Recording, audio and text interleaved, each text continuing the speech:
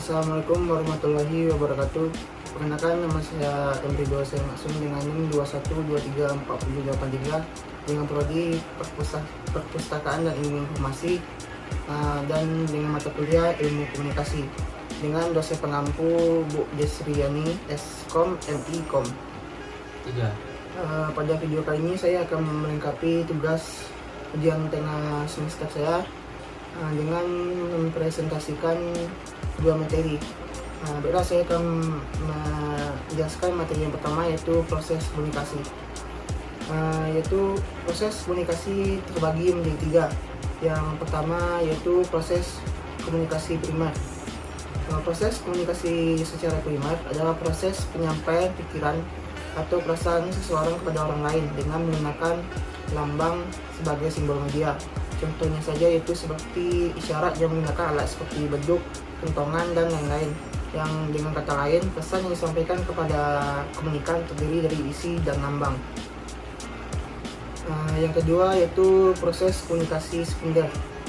Proses komunikasi sekunder merupakan proses penyampaian pesan dari seseorang kepada orang lain dengan menggunakan alat atau sarana sebagai media kedua atau menggunakan lambang sebagai media pertama.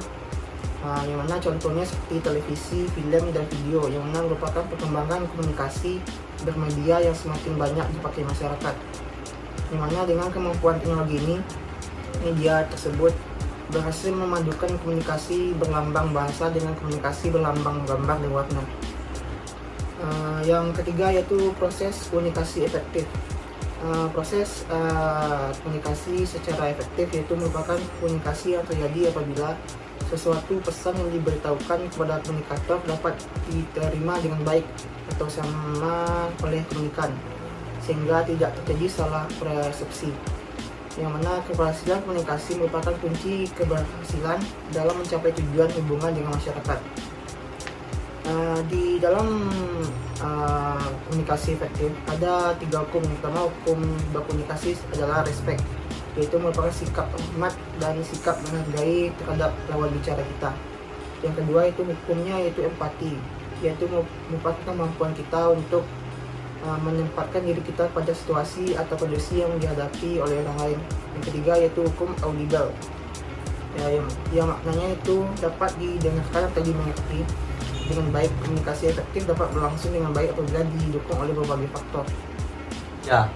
Di dalam proses komunikasi efektif, menurut Robert B. Maduk dalam bukunya yaitu Team Building, mengatakan bahwa manfaat membangun tim yang efektif adalah sebagai berikut.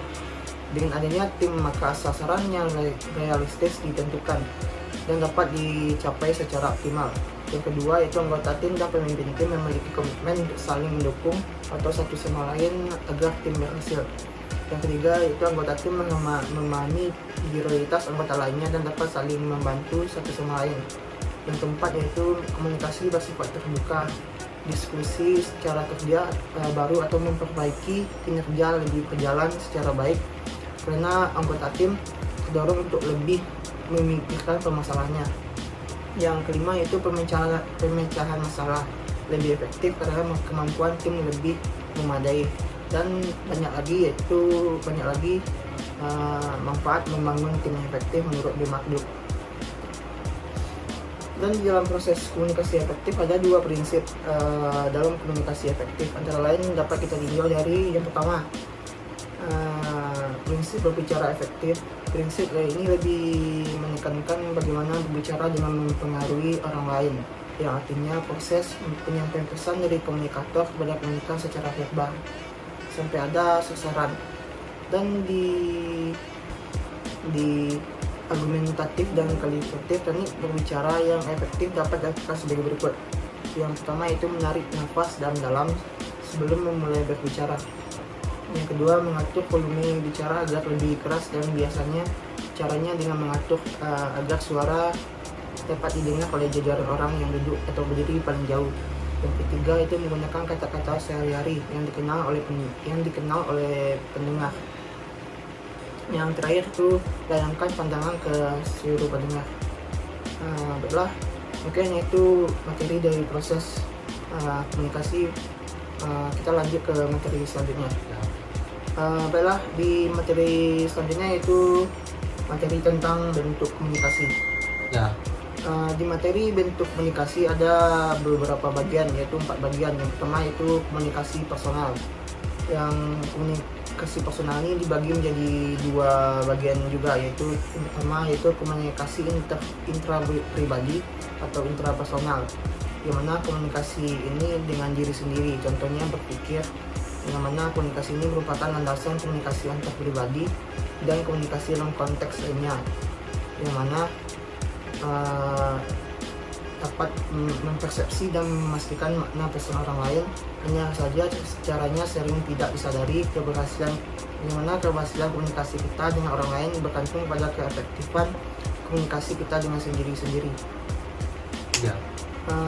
Bagian yang kedua dari komunikasi personal yaitu komunikasi antar pribadi atau antar personal, yang mana komunikasi antar pribadi ini adalah komunikasi antara orang-orang secara tatap muka yang memungkinkan setiap pesertanya menangkap reaksi orang lain secara langsung, baik secara verbal ataupun non-verbal. Dan keberhasilan komunikasi ini menjadi tanggung jawab para peserta. Komunikasi di mana kedekatan hubungan pihak-pihak yang berkomunikasi akan tercermin pada jenis-jenis pesan atau respon non-verbal mereka, seperti sentuhan, tatapan mata yang ekspresif, dan jarak fisik yang sangat dekat.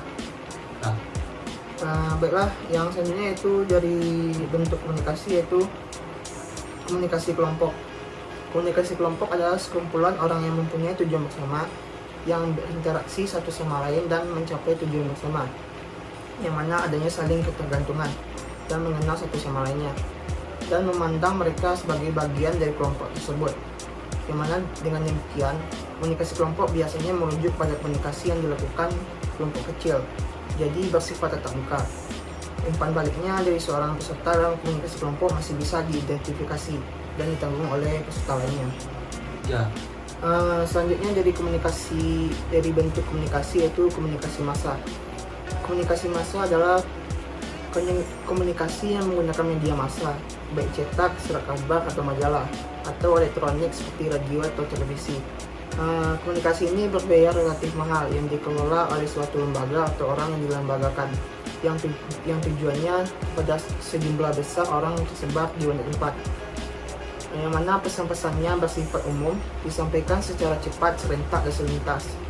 Meskipun halayak ada kalanya menyampaikan pesan kepada lembaga, saran-saran atau dalam bentuk saran-saran yang sering tertunda. Proses komunikasi didominasi oleh lembaga, karena lembagalah yang menentukan agendanya. Dan yang terakhir dari bentuk komunikasi yaitu komunikasi video. Menurut Black dan Harrowsen, telepon dapat diklasifikasi sebagai komunikasi video, yang mana video dari bahasa Latin yang berarti pertengahan, yang terletak di antara komunikasi tatap muka dan komunikasi massa, yang ditandai dengan penggunaan teknologi dan berlangsung dalam kondisi khusus dan melibatkan peserta yang dapat diidentifikasi. Jadi penerima pesannya relatif sedikit dan dapat diketahui oleh komunikator.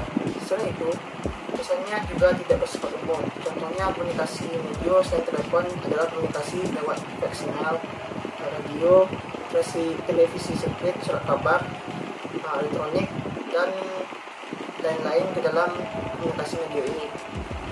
Baiklah, mungkin itu yang dapat saya sampaikan dari 2 materi ini, yaitu proses komunikasi dan bentuk komunikasi. Terlebih dan terkurang saya mohon maaf. Saya sudahi dengan Assalamualaikum warahmatullahi wabarakatuh.